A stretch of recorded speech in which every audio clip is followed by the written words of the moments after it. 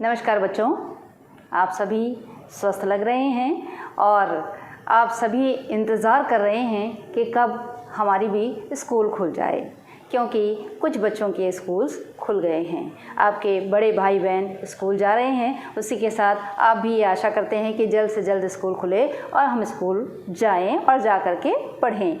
आप निराश मत होइए, हम सारे शिक्षक आपके घर पहुंच रहे हैं आपको शिक्षा देने के लिए। तो आज मैं कनक लक्ष्मी आप सभी बच्चों के लिए बाल महाभारत की कथा लेकर उपस्थित हूँ।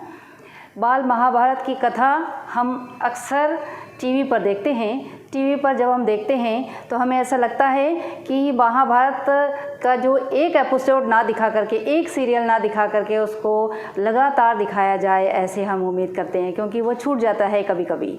तो महाभारत इतनी जिज्ञासा भरी है कि हम हर बार उसे देखना पसंद करते हैं। जैसे मैं जब छोटी थी उस वक्त देखा था, उस महाभारत से यह जो अभी लॉकडाउन पर मैंने महाभारत को देखा, तब उसमें ऐसी बहुत छोटी छोटी बातें थी जिसको मैं पहले नहीं देख पाई थी या पहले समझ नहीं पाई थी, जिसे अभी समझा है। तो इसीलिए मैं जो है बहुत ही सरल तरीके से आपके सामने में बाल महाभारत की कथा लेकर उपस्थित हूँ बच्चों, कक्षा 7वीं का।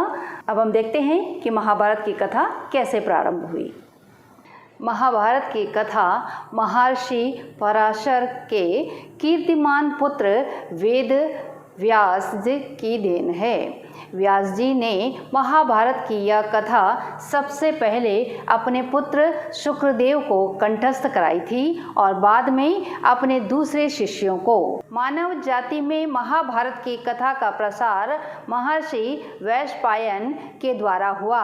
वैशंपायन व्यास जी के प्रमुख शिष्य थे।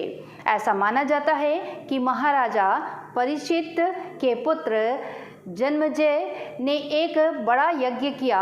इस महायज्ञ में सुप्रसिद्ध पौराणिक सूत जी भी मौजूद थे। सूत जी ने समस्त ऋषियों की एक सभा बुलाई। महर्षि शौनक इस सभा के अध्यक्ष हुए।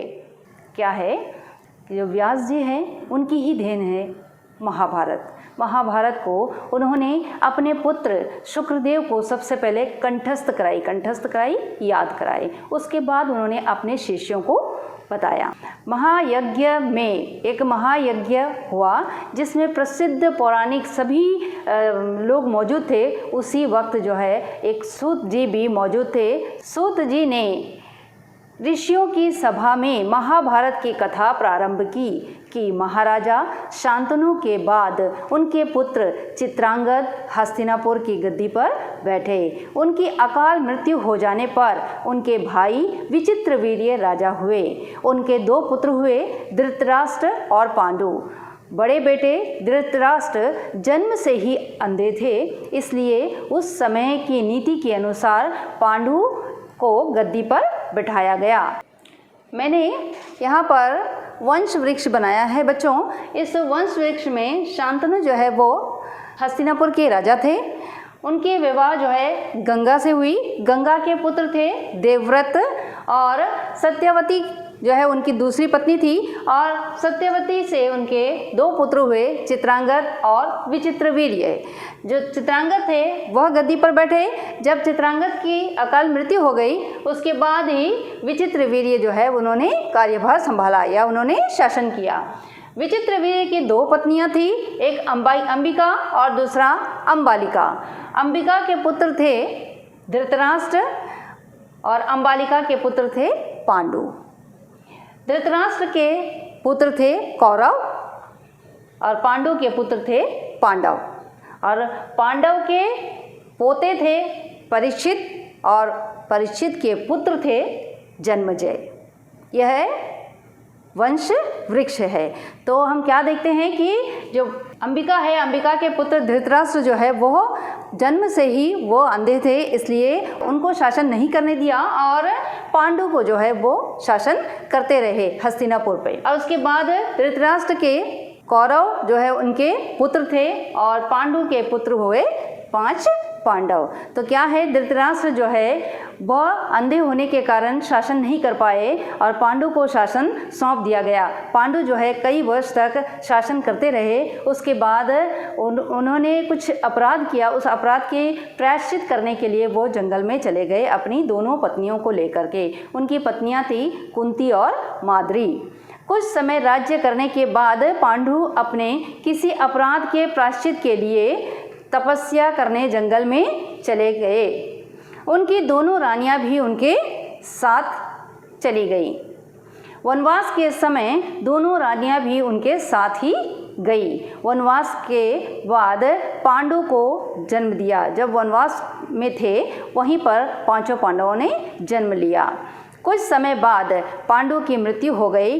पांचों अनाथ बच्चों का वन में ऋषि मुनियों ने पालन पोषण किया और पढ़ाया लिखाया।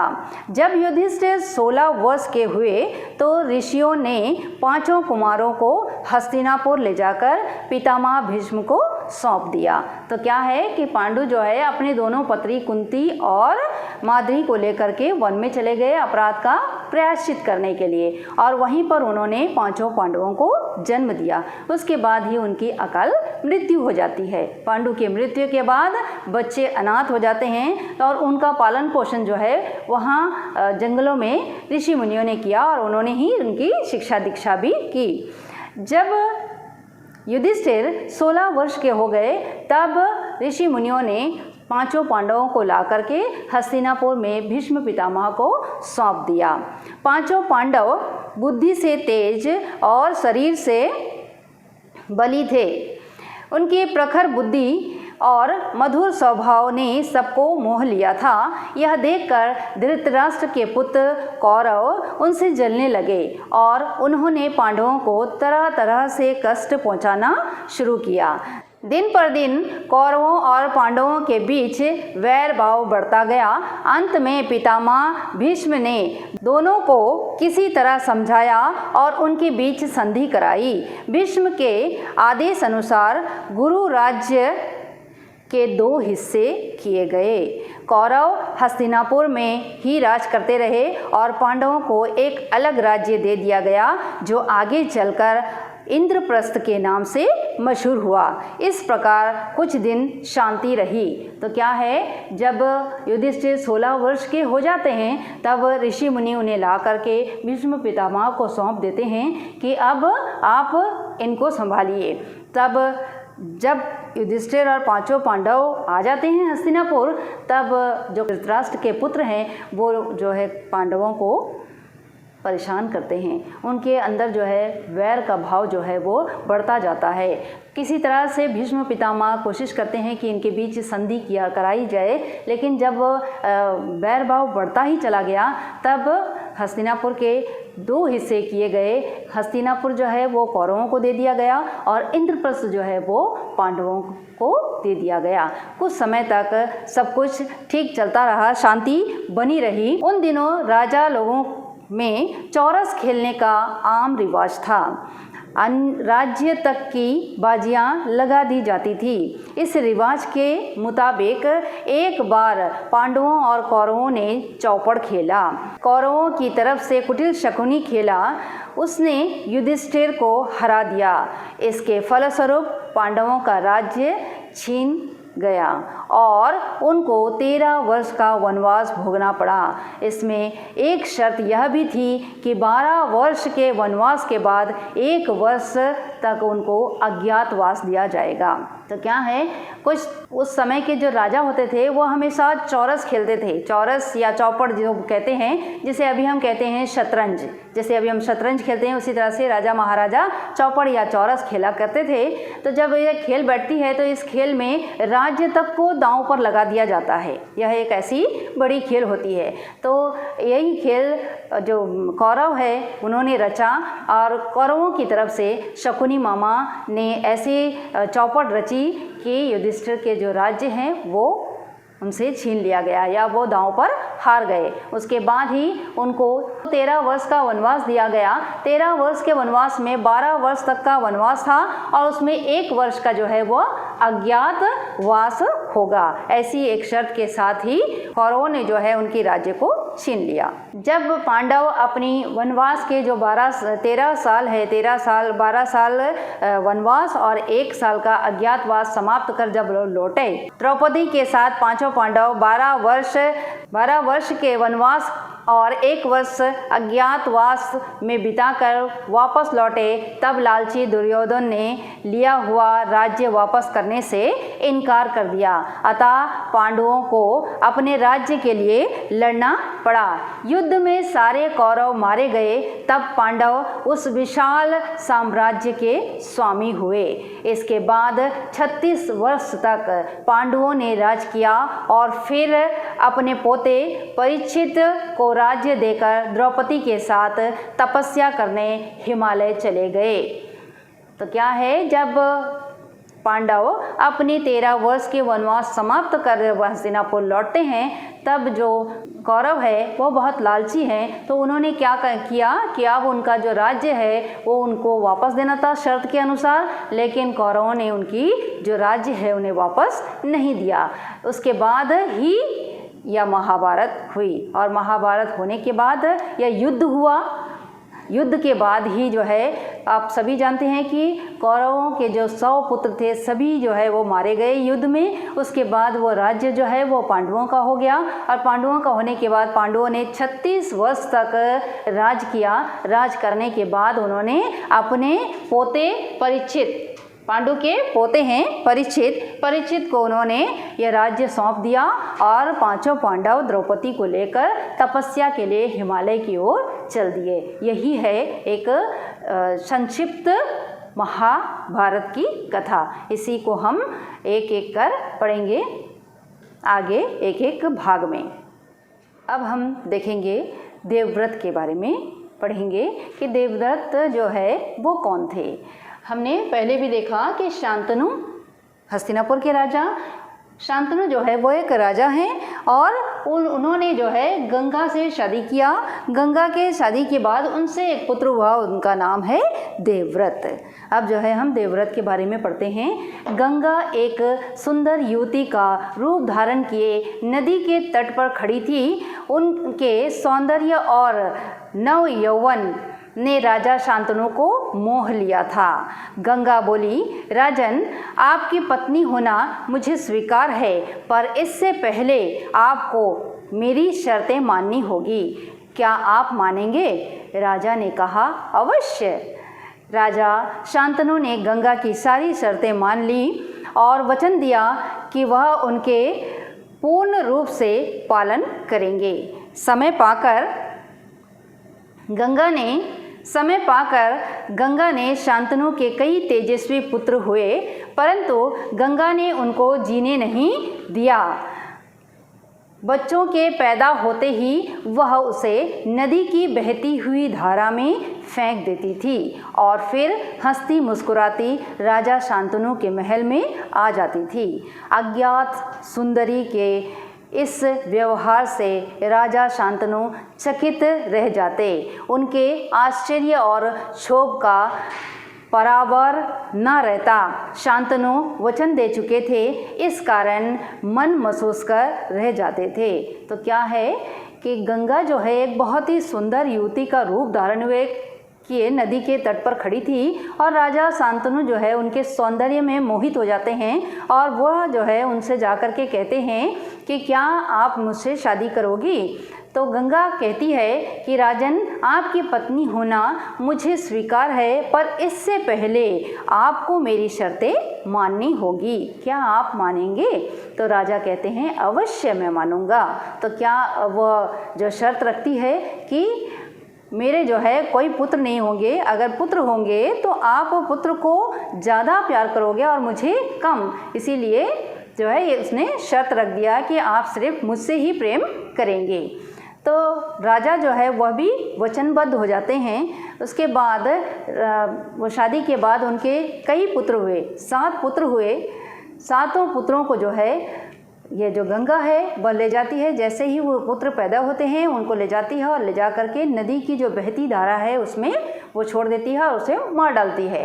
तो राजा जो है, और वो मुस्कुराती हुई जो है महल में वापस चली आती है।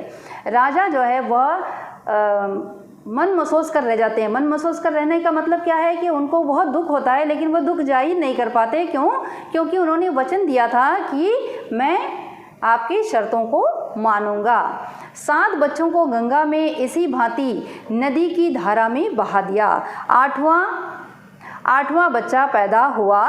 गंगा उसे भी लेकर नदी की तरफ जाने लगी। शांतनु से न रहा गया, बोले, माँ होकर अपने नादान बच्चों को अकारण ही क्यों मार दिया।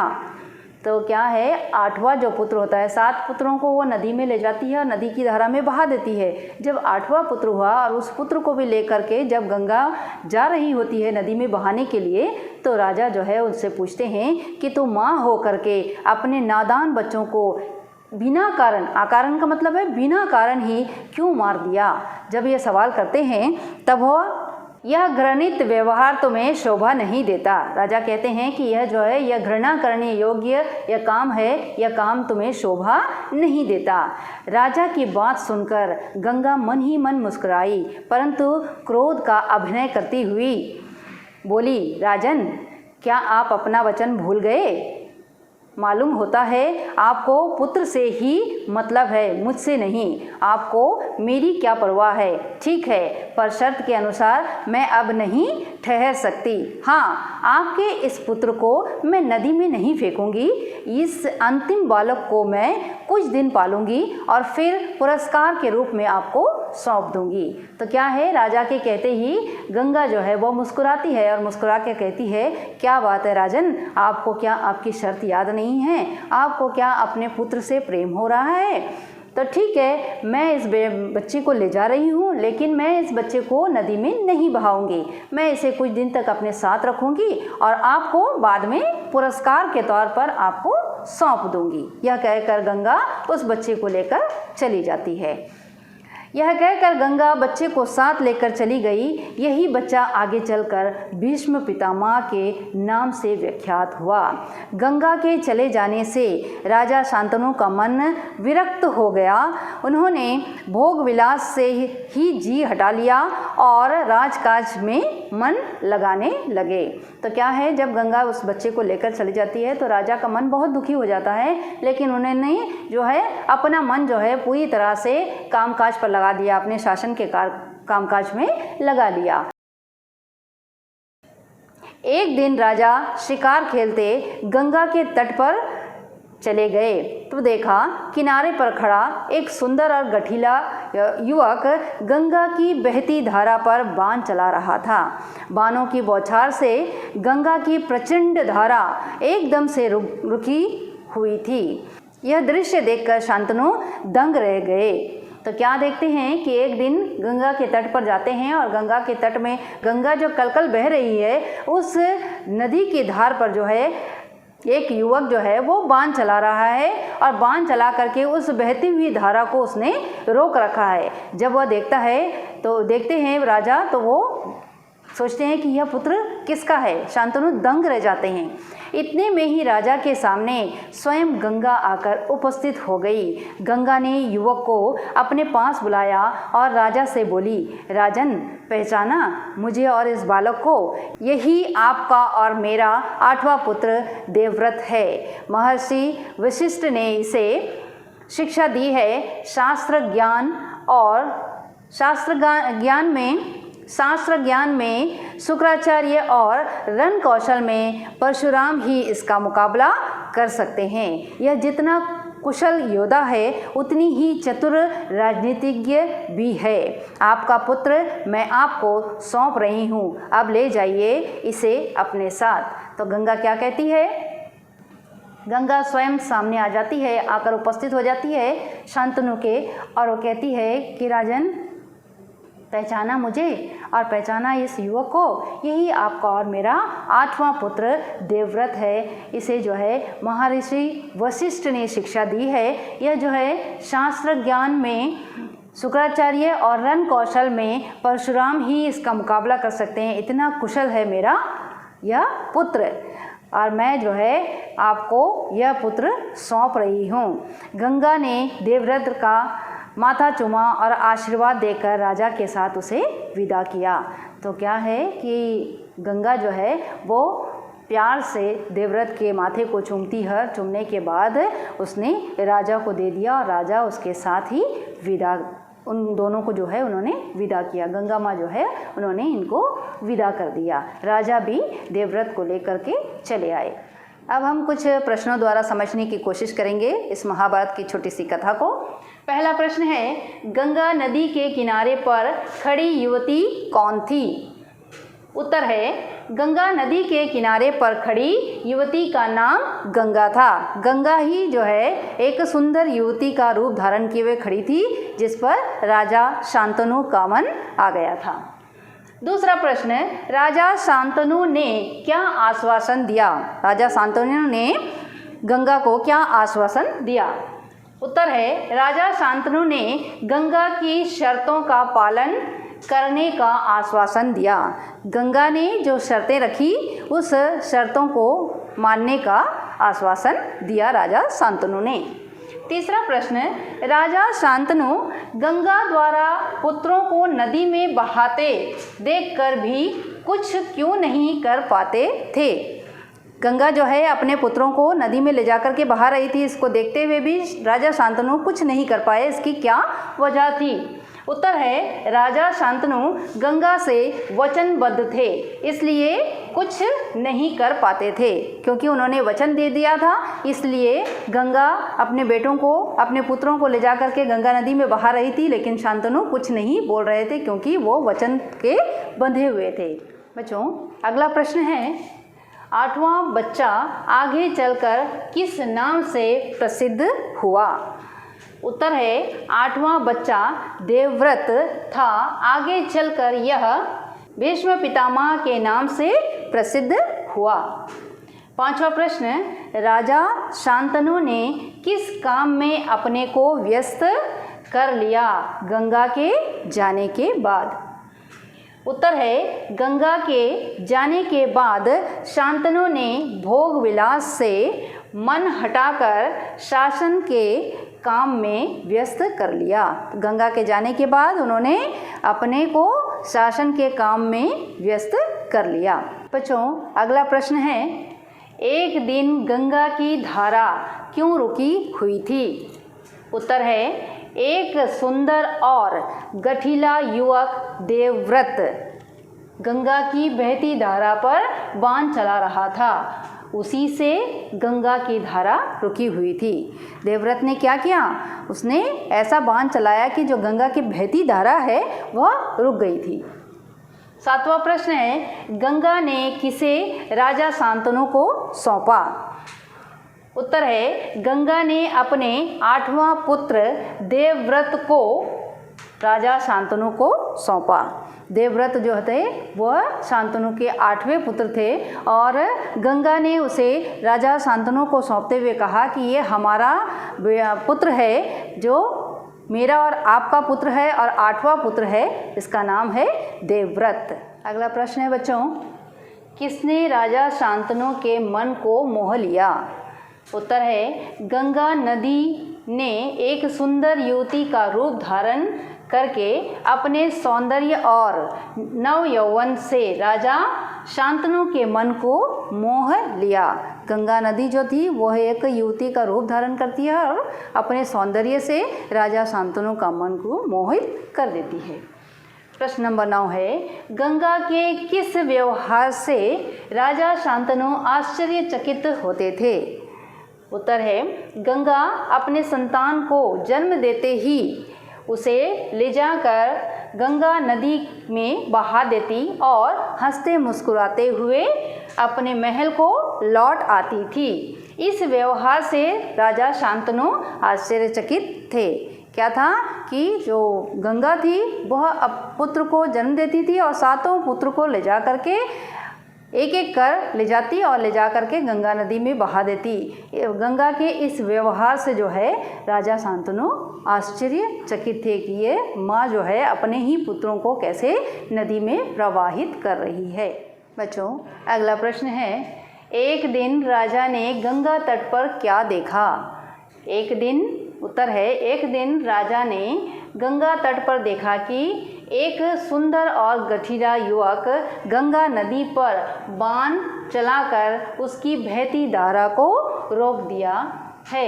यह देखकर राजा शांतनु दंग रह जाते हैं। यही बच्चा आगे चलकर भीष्म पितामह के नाम से प्रसिद्ध हुए।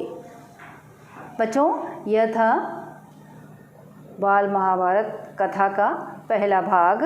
यह देवदत्त जो है इसका यह पहला भाग था। दूसरे भाग में हम अगली कक्षा में पढ़ेंगे बच्चों। तब तक के लिए नमस्कार।